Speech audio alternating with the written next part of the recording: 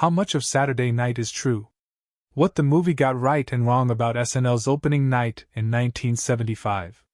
Saturday Night tells the bizarre story of the stressful 90 minutes before the first Saturday Night Live show went on air, but how much of it is true? Saturday Night is a fast-paced, head-turning movie recounting the 90 minutes before Saturday Night Live first aired on October 11, 1975, but not everything is 100% accurate in the film. Directed by Jason Reitman, the movie focuses on Lorne Michaels, Gabriel LaBelle, as he attempts to pull together a show just over an hour before showtime with the pressures of a fighting cast, a doubtful studio, and a badgering staff weighing against him. The movie recounts several stories that have since become notorious, including how the late comedian John Belushi, Matt Wood, still hadn't signed his contract before the show, and that Billy Crystal, Nicholas Podany, was originally supposed to be in the first episode, but his scene got cut. However, other stories were more fabricated. Like Michaels heading to a bar and hiring a writer on the spot 20 minutes before the show went live. Reitman told people that being entirely accurate wasn't necessarily the goal. Rather, it was to encapsulate the moments before the show became the behemoth that it is.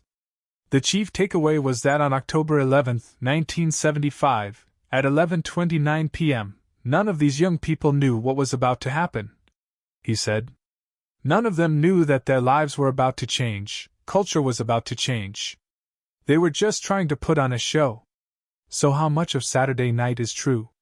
Here's everything to know about which of the tales are fact or fiction.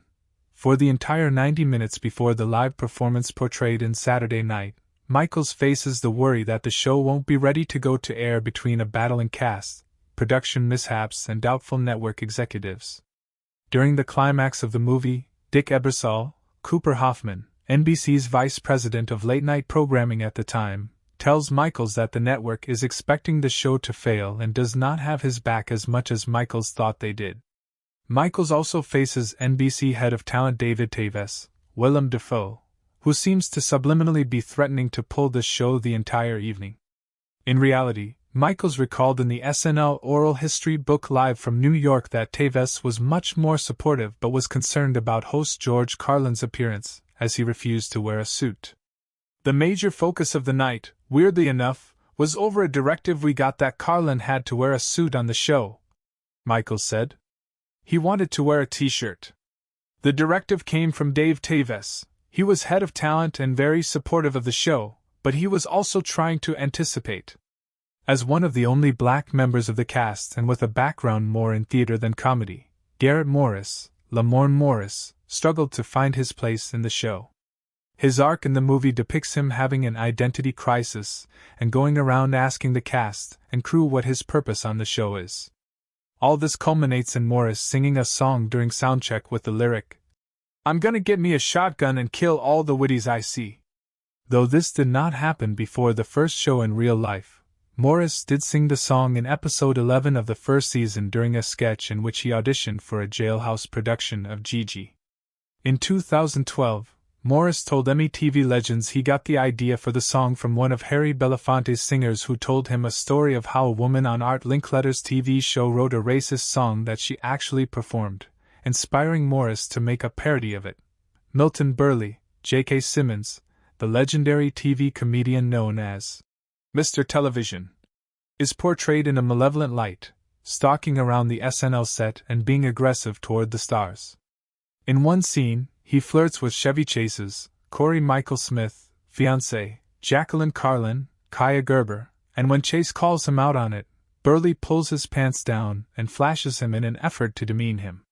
In reality, this did not happen on opening night nor to Chase, but per Live from New York, Burley did flash writer Alan Zweibel in his dressing room in 1979 when he was set to host the show.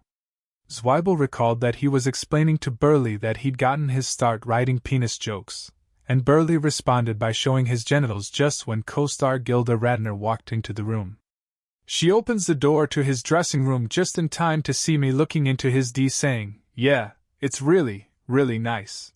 Zweibel said Chase did get into a physical brawl before a show once, but it wasn't with Belushi. In Live from New York, cast and crew members recalled how when Chase came back to host an episode of the show in Season 2, After leaving following season 1, he got into a fight with Bill Murray, who was new to the cast that season. "I got in a fight with Chevy the night he came back to host, in 1978. Murray recounted in Live from New York. "It's almost like I was goaded into that. You know, I think everybody was hoping for it. I think they resented Chevy for leaving, for one thing. They resented him for taking a big piece of the success and leaving and making his own career go." Belushi did end up getting hit in the fight as he got in between the two men, and the Community actor even blamed him for starting the argument. "In a sense, John caused that fight with Billy, but we both ended up hitting John by mistake," Chase said in the book. "I was sure upset, but I noticed John when I was going into Billy's dressing room, and John was like the Cheshire Cat, sitting there like mission accomplished." Yes, this story was reportedly, mostly, true, as Belushi didn't sign his contract until moments before the cold open due to his hesitancy over the show and joining TV in general.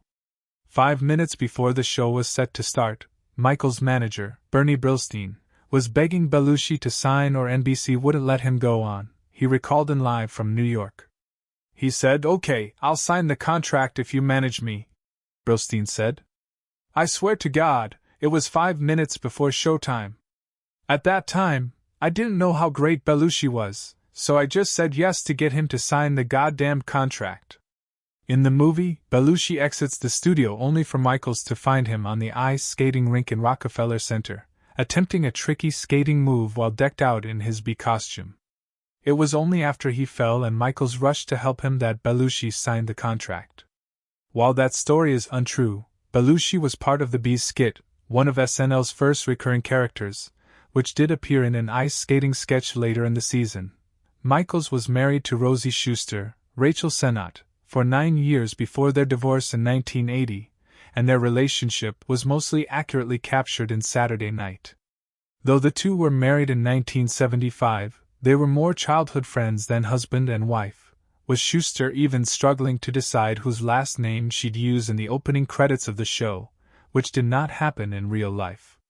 In both the movie and real life, Schuster was having an open affair with Dan Aykroyd, Dylan O'Brien, who was also dating Lorraine Newman after previously going out with Gilda Radner.